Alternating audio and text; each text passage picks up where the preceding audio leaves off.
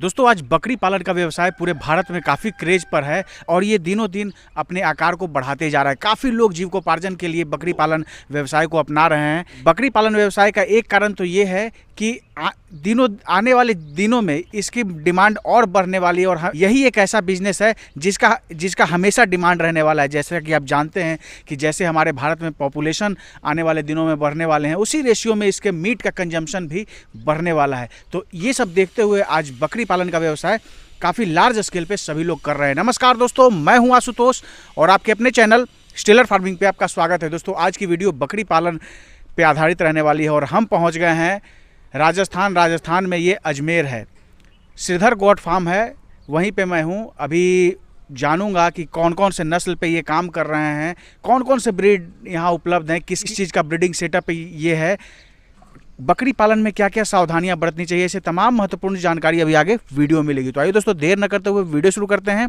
Video शुरू करने से पहले एक रिक्वेस्ट है कि अगर वीडियो पसंद आए तो एक लाइक जरूर करिएगा, चैनल पर नए तो सब्सक्राइब कीजिएगा।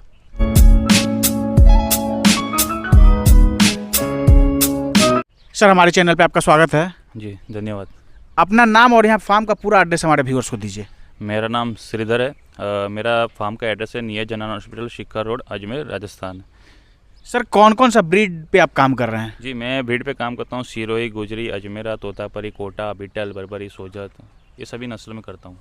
सर बकरी पालन का व्यवसाय जो है काफ़ी लार्ज स्केल पे और काफ़ी लोग कर रहे हैं और उसमें कहीं ना कहीं थोड़ा सा लोग उसमें असफल भी हो जाते हैं, तो उसका एक कारण क्या है? साथ ही ये बताइए कि बकरी पालन व्यवसाय में किन बातों का ध्यान रखना चाहिए? सर जी देखो, सबसे पहली बात है कि लोग फेल होने का एक रीज़न है, एक महत्व रीज़न होता है जो छोटे बच्चे चालू करते हैं, जो छोटे किड्स लेके जाते हैं। क्योंकि उसका अगर छोटा किड्स यानी कि एक ऐसा किड्स होता है जो माँ का दूध पूरा भी नहीं किया है और ऐसे किड्स लेके जाते हैं तो उसमें ग्रोथ नहीं हो पाती है। सबसे बेस्ट रहता है अगर ऐसे इस टाइप की प्रेग्नेंट फीमेल है, जिसे प्रेग्नेंट फीमेल दिखा दीजिए, तो ये प्रेग्नेंट फीमेल है या प्रेग्नेंट फीमेल ऐसे लेके जाओगे ना तो उसमें आपको फ़ायदा ये रहेगा कि आप उससे ग्रोथ करा सकते हैं। जैसे कि उसका बच्चा निकाल के उसकी माँ का दूध पूरा करा के जो माँ के दूध से जो बच्चा बनेगा वो बकरा ग्रोथ करेगा।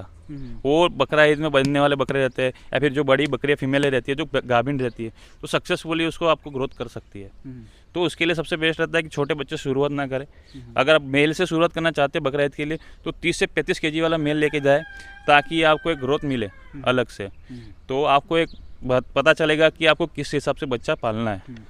सर एक चीज़ तो ये भी हमको लगता है कि जैसे अगर कोई छोटे बच्चे से काम अगर शुरुआत करता है तो असफल होने का एक कारण ये है कि बच्चे जो हैं उतने मैच्योर नहीं होते हैं और जिसके कारण अगर इधर उधर कहीं लोग ट्रांसपोर्टेशन के थ्रू ले जाते हैं तो स्ट्रेस में आती है और उनकी मोर्टेलिटी हो जाती है। और दूसरा बात ये भी है कि प्रेग्नेंट बकरियों से अगर कोई करते हैं तो उसमें तुरंत ज़्यादा दिन उनको इंतज़ार करना नहीं पड़ेगा और बहुत जल्दी वो सेल आउट करने लगेंगे। जी बिल्कुल, देखो आपकी बात बिल्कुल सही बात है कि मेकरे जो छोटे बच्चे होते हैं मैच्योर नहीं होते, उसकी इम्यूनिटी स्ट्रांग नहीं होती, वो इतना झेल नहीं पाते इतना एटमॉस्फेयर कि जो एक गर्मी से लेके आप ठंड में लेके जा रहे हो, या तो आप किसी माहौल में लेके जा रहे हो कि उसकी स्ट्रेस जो लेवल होती है, जो वेदर होता है वहाँ से शूट ही नहीं कर पाते इतने बच्चे। क्योंकि एक ही सीज़न देखा हुआ है बच्चे ने। अगर मान लीजिए छोटा बच्चा है, अभी छोटे बच्चे को मैं अगर लेके जाऊँगा कहीं पे, ये देख सकते हैं छोटे बच्चे को मैं कहीं अगर लेके जा रहा हूँ तो ये बच्चा सीधी सी बात है अगर नहीं झेल पाएगा इतना मौसम, क्योंकि उसके अंदर पहले भी मेला मौसम भी अच्छे से नहीं देखा उसने, ठंड भी पूरी तरह से नहीं देखी, ना गर्मी अच्छे से देखी, ना बारिश देखी है। अब जो बड़ा जानवर होता है उसमें फ़ायदा होता है, इम्यूनिटी स्ट्रांग रहती है, एक मैच्योरिटी लेवल होता है कि एक वेदर में शूट होने का उसके झेलने की ताकत रहती है। छोटे बच्चे में इतना नहीं रहता है।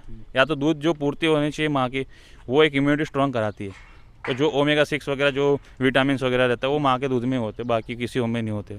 तो आप कितना भी केमिकल पिला दो वो जो पूर्ति नहीं कर पाएंगे जो माँ के दूध से हो जाएगी। जी। तो वो पहले कंप्लीट कराओ, उसके माँ का दूध पूरा कंप्लीट किया हुआ बच्चा लो ताकि आपको ग्रोथ में आसानी मिले। सर आज बात करें व्यावसायिक बकरी पालन का तो काफ़ी लोग जो है इसको कर रहे हैं। सभी के सहूलियत के लिए एक सवाल मैं पूछ लेता हूं कि जैसे आज हर कोई चाहता है कि हाइब्रिड नस्ल पे काम करें, तो जैसे अगर मान लीजिए कोई किन्हीं को जानवर की रिक्वायरमेंट है, कोई लेना चाहता है तो कहां तक आप डिलीवरी कर सकते हैं? सर जी ऐसे तो हम ऑल इंडिया पर सप्लाई करते हैं और आउट ऑफ इंडिया भी सप्लाई होता है, ठीक है। लेकिन उनकी रिक्वायरमेंट ये रहती है कि 20 पीस से नीचे हम प्रोवाइड नहीं कर पाते हैं। हाँ सीधी सी बात है कि हमसे जो माल लेके गया उसका नंबर दे देंगे, उसको कांटेक्ट करवा देंगे तो आप वहाँ से आप लेके सकते हैं। बाकी 20 पीस से नीचे हम ऑर्डर नहीं लेते। बाकी 20 पीस के आसपास का कोई भी ऑर्डर होगा तो हम उसको एक्सेप्ट करेंगे, उसको आपको माल पहुँचाएंगे, सीधी सी बात है।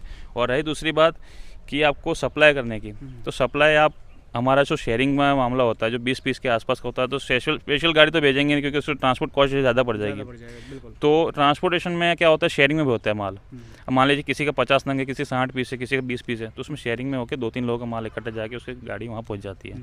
तो उसमें आसानी भी हो जाती है कस्टमर को, और माल आराम से स्ट्रेस बिना भी पहुँच जाता है। यहाँ सर जो भी आपके पास जानवर है तो इनको खिलाने की क्या व्यवस्था है? या अगर बात करें तो फीडिंग मैनेजमेंट की, तो क्या इनको खिलाते हैं आप? हम फीडिंग मैनेजमेंट पे तो सर जी, हम यहाँ पर हरी पत्ती बोली जाती है, जो हरी पत्ती लूंग होती है, लूंग पत्ती, वो देते हैं। और एक फलगड़ होती है जो गोबर का फली होती है, वो देते हैं। और बाजरा जौ में से एक चीज़ देते हैं, जो वेदर के हिसाब से देते हैं। जब ठंड हो गई तो बाजरा दे देंगे, बाकी तो जौ चलता रहता है। और बाकी नॉर्मल डाइट में जो नॉर्मल वाटर रहता है वही, लेकिन वाटर में एक बकेट होता है, बकेट को क्लीन रखना चाहिए। और नॉर्मल वाटर देते हैं उसको मेथी पाउडर के साथ में, तो उसकी डाइजेशन अच्छी रहती है। सर एक चीज़ ये भी आता है कि जैसे अगर कोई जानवर को लेके जाता है, मान लीजिए अगर हम बात करें यहाँ से अगर कोई बिहार लेके जाता है, तो ट्रांसपोर्टेशन के दौरान जो है जानवर जो है काफ़ी स्ट्रेस में होते हैं और वहाँ जाके उनकी तबीयत ख़राब हो जाती है, मोर्टेलिटी की भी संभावना होती है। तो अगर मान लीजिए वैसे अगर कोई यहाँ से जानवर ले जाते हैं तो उनको क्या सावधानियाँ बरतनी चाहिए? साथ ही अगर कोई मेडिसिन वगैरह है तो वो बताइए।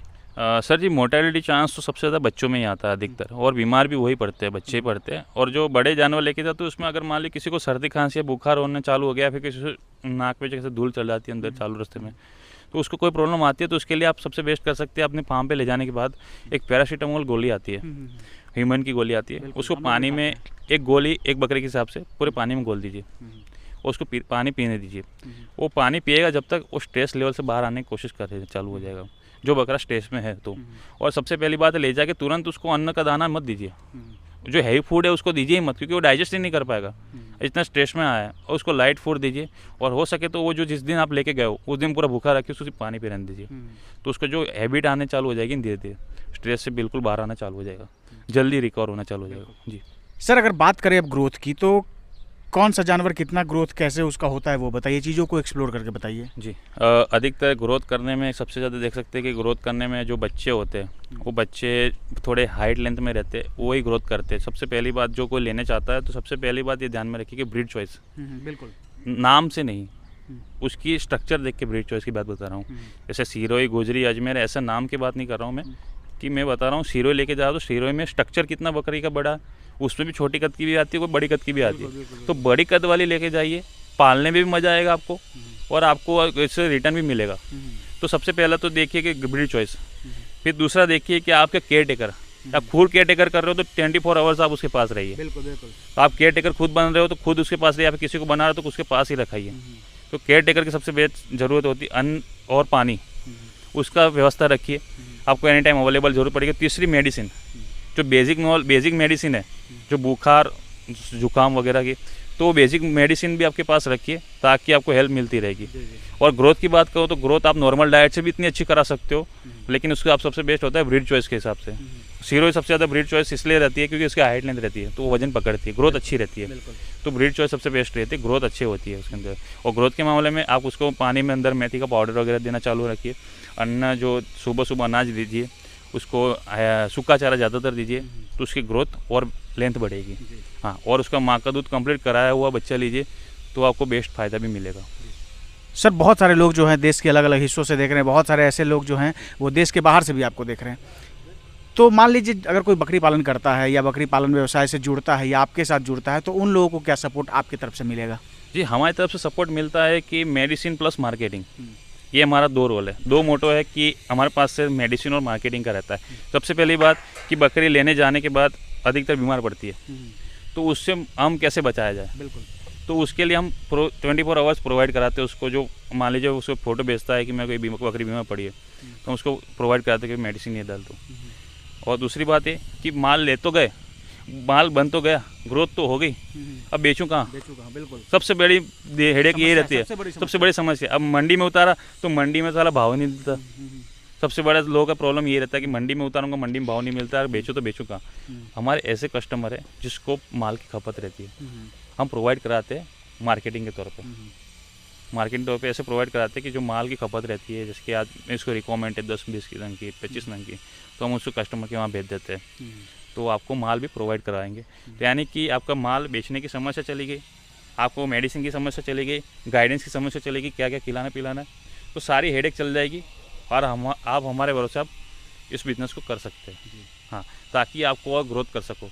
बकरा फार्मिंग बहुत अच्छा बिज़नेस है, बस सही गाइडेंस होनी चाहिए और सही लाइन लेंथ के हिसाब से बढ़िया होना चाहिए काम। बहुत बहुत धन्यवाद सर समय देने के लिए और इतनी महत्वपूर्ण जानकारी देने के लिए। जी धन्यवाद। दोस्तों ये थे श्रीधर भाई, राजस्थान अजमेर के अंदर इनका गोट फार्म है। कंप्लीट डिस्क्रिप्शन बॉक्स में इनका एड्रेस मैं दे दूंगा, स्क्रीन पे सर का नंबर चल रहा होगा। अगर जो भी भाई हमारे वैसे भाई जो बकरी पालन व्यवसाय कर रहे हैं या करने वाले हैं और जानवर से संबंधित उनको जानकारी चाहिए तो आप कॉल करके इनसे जानकारी ले सकते हैं। दोस्तों आशा है ये वीडियो आप सबको काफ़ी पसंद आई होगी। अगर पसंद आए तो एक लाइक जरूर करिएगा, चैनल पर नहीं तो सब्सक्राइब कीजिएगा। Thank you for watching.